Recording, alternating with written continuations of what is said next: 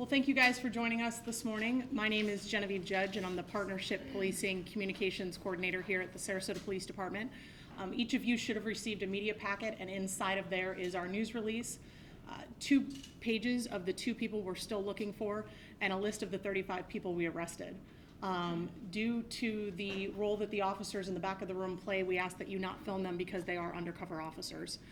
With that, I'm going to introduce Chief DiPino, and she's going to introduce Captain Corinne Stanish, who is the commander of our Criminal Investigations Division. Thank you. Good morning and welcome to everyone. Thank you so much for being here. I'm here to introduce an operation that we completed with a joint investigation between our narcotics unit, our street crimes unit, and our patrol division, and it's called Operation Fresh Start. The men and women of the Sarasota Police Department have worked diligently to keep our community safe. That's been our commitment, and it continues to be our commitment, especially in the area of drug enforcement. We know that drugs relate to most other crimes within our community. Things like burglaries, thefts from vehicles, robberies, shootings, and up into including murders. So it's very important for us to continue to address the drug crimes, specifically the drug dealers within our community. And I'm very proud of the men and women of our narcotics unit, our street crimes unit, and the officers from the patrol division that assisted in this operation. We were able to, based on information garnered from citizens within our community in partnership with them, as well as proactive police initiatives, to identify, investigate, and then eventually apprehend 35 individuals with a total of 327 previous felony convictions. That's prior to us even arresting them this time. 327 previous felony convictions. That's not arrests, that is convictions. The individuals that you see on this board have been felons within our community for a number of years, and I'm proud of our officers in our community that we are going to put these people behind bars so that they are not a threat to our community anymore. We got to brag also that we made all of these arrests without incidents. No one was injured or hurt. We were able to apprehend and disrupt a major drug market within our community throughout our city. And there are a number of areas within our community, from Pioneer Park to the City of Sarasota, throughout our whole region, that these individuals were selling drugs. And we're going to continue to do these type of operations to keep our community safe. So just a warning to the drug dealers within our community, we're not finished. This is just the 4th of a long line of DMI, which is our drug market intervention programs. And we are going to continue to address the drug dealers within our community so we can keep our citizens safe. And at this point, I want to again thank our community for their cooperation, but really commend and recognize the men and women of the Sarasota Police Department for their commitment to our community to keep it a place where they want to live, work, and play without worry of drug dealing and all of the effects of drug dealing. Very proud of our criminal investigative unit, which is led by Captain Stanish and Lieutenant Boyd, and I'm going to turn this over to Captain Stanish to give you some more information about this operation. Thank you, Chief. Good morning, and thank you for coming. It's great to see this room filled with media. We do appreciate you coming. I'm Captain Corinne Stanish, and I'll spell that for you. It's Corinne, Stanish, Stannnish. I'm the commander of the Criminal Investigation Division with the Sarasota Police Department and in charge of the Narcotics and Street Crimes Unit. This street-level operation, Operation Fresh Start, began in April of 2016 and concluded this September of 2016 with the arrest of 35 individuals, as you can see on the board. 35 people, as the chief hit on, were arrested. These people already had combined 327 felony convictions before this operation even began, and I think that's an incredible number. This was a long-term drug investigation, and it was designed to eliminate street-level drug dealing in the city of Sarasota. Street-level drug dealing, commonly referred to as open-air drug markets. Undercover detectives made small narcotics purchases from suspected street-level dealers throughout various locations in the city of Sarasota. We used intelligence-led policing techniques to identify these locations. Intelligence-led techniques include statistical data, crime data, officer information, tips, and complaints from citizens, neighborhood, and community leaders. 35 people are facing charges for sale of cocaine, rock cocaine, sale of heroin, and sale of controlled substances. 2 people are still wanted. We're looking for a 29-year-old individual named Glenford Bryan. He's wanted for sale of a counterfeit controlled substance. And the second subject we're looking for is a 28-year-old subject named Cordero Rogers. He's wanted for sale of heroin 1,000 feet from a park and sale of cocaine 1,000 feet from a park. 3 people are being offered drug market intervention. Drug market intervention is deferred prosecution for individuals who haven't been previously arrested for crimes involving firearms or violent crimes. These original charges can be filed if these subjects are arrested in the future. I want to thank our community for the partnership that we have with them. We cannot do this alone. We appreciate the tips, the information that you provide to us. We have our narcotics hotline, and that number for anyone who doesn't already have it is 941-954-7050. You can remain anonymous. Again, we aren't stopping here. We've told you before that we're going to eliminate drug dealing in the city of Sarasota. And I'm going to leave you with this message that if you are dealing drugs in the city of Sarasota, you need to stop immediately. And if you have an addiction to narcotics or drugs, alcohol, please seek help. Thank you. Any questions? How vital was the community in this role? I guess how long have people been speaking out on this? For quite some time, they're very vital. We go to neighborhood association meetings. They talk to us and tell us what some of the problems they're seeing in their neighborhoods. They call in our hotline, they go online and leave us tips, they call the chief, so they're very vital. What were some of the tips they were giving you guys? I guess, like, obviously you would see these people out, but I guess just how was it ruining their neighborhood? A common complaint would be that someone is standing out right smack in front of their home, right by their mailbox, selling drugs. They've got vehicles, they keep seeing vehicles pull up, they're exchanging something, they're afraid to come out, they're afraid to let their kids play in the front yard. They're hearing, listening to fighting going on in the streets. One particular house was abandoned, and you could hear shots fired inside of it. So we got various complaints, very serious complaints in areas. We're also concerned about the individuals that are addicted to the drugs in our community, and I am sure all of you are following the severe heroin addiction problem that's going on throughout our whole nation. Last week alone, we had 5 individuals overdose on heroin, and we actually had 2 people that have died as a result of that. We're very concerned about this problem in our community, and that's why we're going to continue to target the individuals that are selling drugs to our community. Now, that doesn't mean that we're not going to help the people that are addicted to the drugs. We want to help you.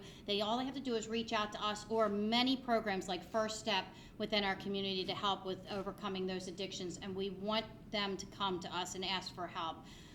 But we need to target the individuals that are selling the drugs. And it's not just heroin. They're actually different additives that are being added or sold as heroin that isn't heroin, that is so dangerous. They give it to elephants. And you can only imagine that an individual that is ingesting something that an elephant would take as a tranquilizer. Our paramedics and emergency management personnel are responding, and it's sometimes taken up to 4 doses of Narcan to bring that individual back. So this is important to us, not only for the quality of life for our community, which is a priority, but also for the lives of the individuals that are being addicted to the drugs and impacted by these drug dealers. They're actually killing people, and we need to have it stopped. And that's why I'm so proud of our Criminal Investigation Division and the men and women that you can't see on camera because they're working undercover, because every day they're risking their lives going out, gaining information about this type of operation, and then putting themselves in danger to be able to buy the drugs, and then identifying who they are so we can stop that in our community. And we're going to do that one life at a time, one house at a time, until we wipe it out, because it's impacting people's lives. It's impacting people, and that's why we have the drug market intervention. There are 3 individuals that we're going to help get re-indoctrinated into the community and get away from the life of drug dealing. They don't have violent criminal histories, and that shows that our balance. We're going to look at putting the people that are the violent criminals in jail for a long time, and then look at the ones that don't have violent criminals and give them a chance not to have a criminal record and go down a different path in their lives and know that we support them. Can you be more specific about the neighborhoods or intersections where this was happening? And as a follow-up, has there been a noticeable, visible decrease in this type of activity in those places? Some of the areas, for example, would be like the Pioneer Park area.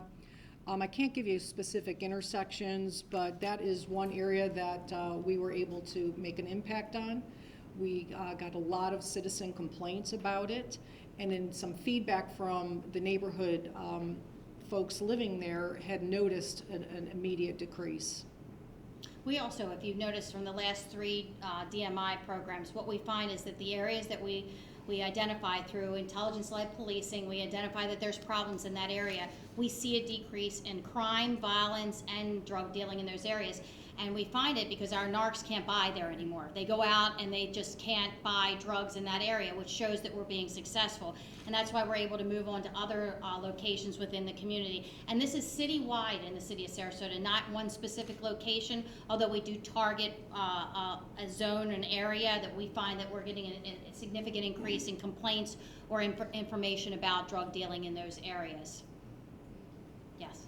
Many people don't understand, what do you mean by street level drugs? And also, what was their form? How blatant were they? Street level drug dealing is where an individual stand on a corner and someone will either drive up or call someone and meet them, and they will exchange drugs. So it's money for drugs. And it's done out in the street. People are standing out on a corner.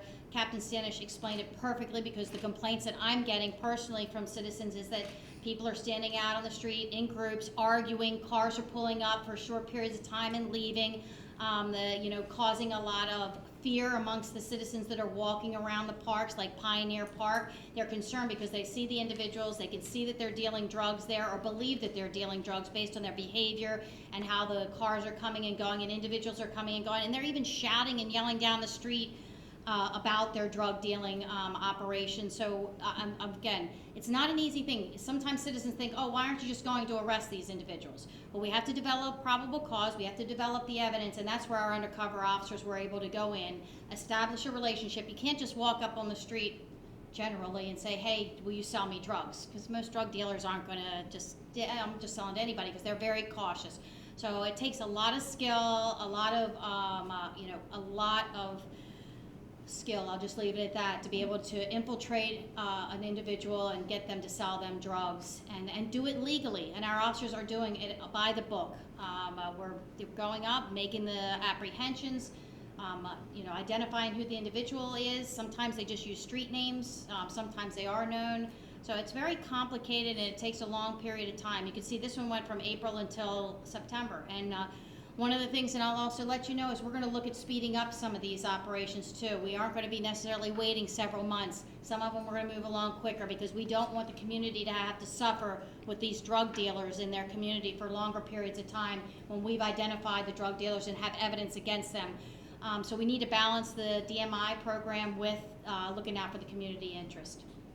Do you hope that these arrests will lead to larger dealers? I mean, where are these people getting these drugs? Could it possibly lead to like a supplier? Great question. We are always looking to get to the higher level dealers. In order to attack a drug problem, you don't go after just one level. You don't go after just the people that are buying it. You don't just go after the street level dealers. You go after multiple levels. So we are always looking to go up to the higher levels. Those are the ones that are the most important to me. And often investigations will lead you to other countries. So if we get the opportunity to do an investigation that leads us to South America, or to China, or to wherever the drugs are coming from, we will take the leads all the way there. And we won't discuss those until after we're finished with those investigations, but we're always looking to get the highest level dealer as possible, trying to help the people at the lowest levels, the people that are buying the drugs and the people that might be selling out on the streets, try to get them to get away from the behaviors that are impacting our community. And then looking for the ones, because if you hit it at all angles, that's what problem solving is. You take away the demand, and then you take away the supply, then you don't have a problem anymore. Chief, we've been here many times before. take a look at that board and you see the number of faces up there dealing drugs in your community, what are your thoughts? And it's gotta be frustrating, because you try to clean up the streets and here they are again. We do. Drug dealing is a crime of opportunity. And there's many different reasons why people get involved with drug dealing, and we're looking at alternative resources for individuals that are dealing with the drugs, and that's where the DMI strategy comes in. It is very frustrating to look and see that there are 35 individuals in our community that are dealing out on our street, even after we've warned them. I've warned them from almost the first day that I got here, is we're going to be targeting drug dealers in our communities. It's a felony. It is causing problems, both economic and also social within our community. We're not going to stop, and we're going to continue our efforts. We're going to keep doing that. And what I'm hoping to do with this kind of publicity is to show people we're still going to be targeting the drug dealers in our community, and we're going to be putting the people away that have the serious felony convictions. I'm proud of our state's attorney's partnership, because they're looking at getting the most severe sentences, the longest sentences for these individuals, because it is a criminal justice problem also. It's not just the police. We investigate, we bring the cases to the state's attorney, they prosecute, then it goes to the judges, and then the judges make a determination, or the juries. So it's frustrating, but I'm very proud of our efforts and proud of our community, because they're partnering with us. They're not going to allow this to continue in the community either. So Pioneer Park has really struggled over the last few years with this visible homeless issue. Is there any sort of correlation between areas in the city that struggle with that problem and these open air drug markets? It's an interesting question in the middle of talking about dealing drugs and homelessness. It's hard to have a correlation between the two. What I can tell you, there are some individuals that are homeless that do use drugs and sell drugs. And we are involved in apprehending and identifying who those individuals are. So I don't see a correlation though between these operations, because I don't know if any of these individuals are homeless. I think they live in the community and they're part of the community. So we are looking at all areas. So if someone's homeless and they're using and dealing drugs, we're going to target them also. Is any of these arrested guys part like a gang or something? They're group, any of those relations between them or not? Not that I know of at this point, no. And do you think, I mean, they are like small drug dealers in the street, but do you think this is going to take it to a big source of the drugs in the city? That's what we're hoping to, yes. Our detectives have leads that they follow up long after this operation ends. The thing about drug dealers is nobody's growing poppy seeds here in the city of Sarasota. All the drugs are coming from somewhere else, sometimes even regionally, other cities, but it's coming from other countries. So it's a bigger issue. We can only deal with what we have here in the city. We've identified individuals that are selling here in the city, and we will take it to the highest level that we possibly can. Sometimes, though, it goes out of the country, and that's where most of the heroin's coming from. Most of our drugs are coming from other jurisdictions. So we're going to do everything we can to protect our borders and keep the drug dealers out of the city of Sarasota. This area is, one of the biggest areas for heroin, like you mentioned. Why do you think that is? I mean, what is it on trafficking paths or something like that, or why this area in particular? I would have to tell you that it is not just this area. This is a nationwide problem. Heroin is nationwide. You have it from the Northeast to the East Coast to here down south. I could tell you why in Florida I think we're seeing an increase in the heroin use, and especially the powders and the fentanyl and the different drugs that they're cutting the heroin is because we have worked so hard in law enforcement to deal with the pill mills and the doctors that were prescribing the illegal pills. So those have dried up. Those pills, and so people that are already addicted to that type of a medicine now have to find an alternative source of the opiate for them to be able to utilize. So that's why they're moving to heroin. Plus there's I just can't believe it, when I was growing up, anybody ever said that you were going to use a needle to inject a substance in your arm, it was quite a dirty habit, and nobody really thought about doing that, although we knew that people did do it here and there. And we're finding it's young people. I'm worried about the college campuses where this is being done, and anyone in their right frame of mind would ever think that it is okay to inject some type of a substance in your body, such as heroin, and not know who the drug dealer is, not know what the substance that you are. I mean, you have to have big trust to be able to say, it's different than going to a doctor. You're going to an individual out on the street who's looking to make money, so they have a different objective, and they're cutting it with animal tranquilizers, which are going to kill you. We've actually had cases where we had 3 different individuals that one shot up and they went out, dropped out, and the other one shot up and they dropped out, and the third one still dropped out after they saw the first 2 go out. I'm sure you saw the photograph, and it was horrific. I don't know if I would have done it, but it is horrific. In Ohio, where the 2 individuals had this young child in the backseat of the car, they both shot up after they bought the drugs. That is happening nationally, and we're going to do everything we can. We've got to hit the addiction part first. We're getting ready to do an educational campaign. Be on the lookout for something from Genevieve talking about that, because we need to educate people about the dangers of heroin and the addiction of it. The way to stop heroin addiction is to never start. It's a lifelong addiction for people, and I feel really bad for them. And it impacts every family, all family members of your family. There's somebody out there that's going to use it and abuse it and have an addiction. It's a lifelong fight. So we want to stop it before. So it's about education, and I really encourage especially young people, before you start a drug, any drug, do your homework on it, know where it's coming from, make sure it's what you think that it is, because if not, you could end up dead. Anybody else? All right, that's going to conclude this. Thank you so much for being here. Thanks for your support and partnership, getting that message out. It helps us. You're a vital partner to our community. Thank you very much.